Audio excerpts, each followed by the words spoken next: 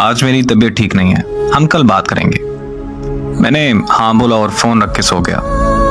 रात के 2 बजे अचानक से मेरी आंख खुली। ना जाने कैसे उसका नंबर मिला दिया।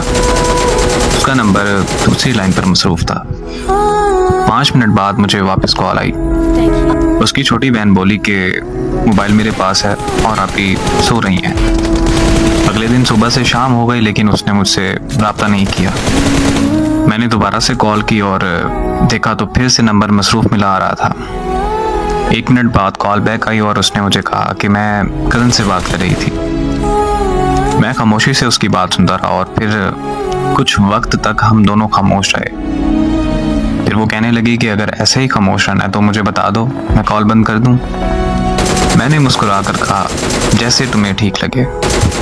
उसने कहा कि ओके, अब मुझे कॉल मत करना। बस ये कहकर उसने कॉल बंद कर दी।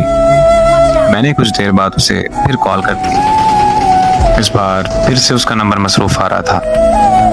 फिर उसने मेरी कॉल अटेंड की और वो बहुत खूब गुस्सा होने लग गई और मुझसे कहने लगी कि मेरी बात ध्यान से सुनो कि मैं अब तुमसे प्यार नहीं करती, मैं किसी और को पसंद करती हूँ। 6 साल का रिश्ता उसने एक पल में ख़त्म कर दिया। मैंने उससे पूछा कि आखिर कौन है वो लड़का। वो मुझसे कहने लगी तुम होते कौन हो मेरी लाइफ में इंटरफेयर करने वाले। मैंने उससे कहा कि यार मैं तुमसे प्यार करता हूँ, तुम मुझे भूल गई। इतने में उसको किसी और की कॉल आई और उसने मेरी कॉल कट किए बगैर उसकी कॉल रिसीव कर ली। मैंने कॉल कट नहीं की। कुछ देर बाद उसने कॉन्फ्रेंस कॉल ले ली। कॉन्फ्रेंस कॉल में लड़का बोला कि हाँ भाई, तुम्हें क्या मसला है। तो मैंने कहा कि तुम होते कौन हो मुझसे ये पूछने वाले। तो वो मुझे कहने लगा कि ओ यार कॉल कट करो और सो जाओ। तो साथ में ही वो बोली कि नहीं जान, ये ऐसे बात नहीं मानेगा, आप इस पागल को इग्नोर करें और मुझसे बात करें।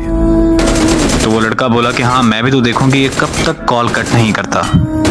मोहब्बत में सितम की मिसाल और क्या तुम है। मैंने अपने महबूब को किसी और के साथ रोमांस करते देखा है। वो वक्त गुजरता गया और मैंने बहुत मुश्किल से खुद को संभाला। 3 साल बाद मुझे एक रॉन्ग नंबर से कॉल आई। मैं कॉल अटेंड करते ही उसकी आवाज पहचान गया। वो बोली कि कैसे हो तुम। मैंने उसे कहा कि तुम काम की बात करो बस। तो कहने लगी कि तुम मुझसे अभी तक नाराज हो।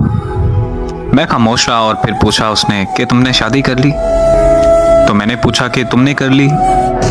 तो वो बोली कि लोग जिस्म चाहते हैं, शादी कहाँ करते हैं लोग। बात यह है कि जिससे आप मोहब्बत करते हैं उससे कभी मोहब्बत खत्म नहीं होती, लेकिन इस तरह करने से आपकी जिंदगी में उस शख्स का वजूद चला जाता है। और जिंदगी में मोहब्बत होती है, लेकिन उस मोहब्बत का मतलब एक शख्स से वफा करना होता है। और खुदारा मेरी उन लोगों से गुजारिश है कि जिस्मों से खेलकर मोहब्बत के नाम को बदनाम मत कीजिए।